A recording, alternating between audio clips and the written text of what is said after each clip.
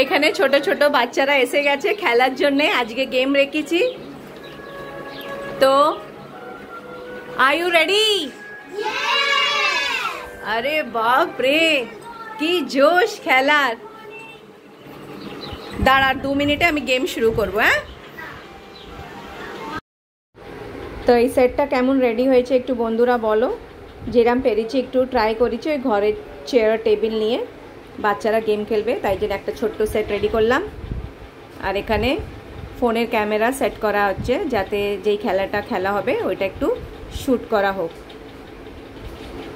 আর এখানে বাচ্চারা অনেক এক্সাইটেড হয়ে বসেছিল কখন গেম স্টার্ট হবে। তার আগে একটা ছোট্ট গেম খেললাম। नागपुर, माथेरान, माथेरान, नागपुर।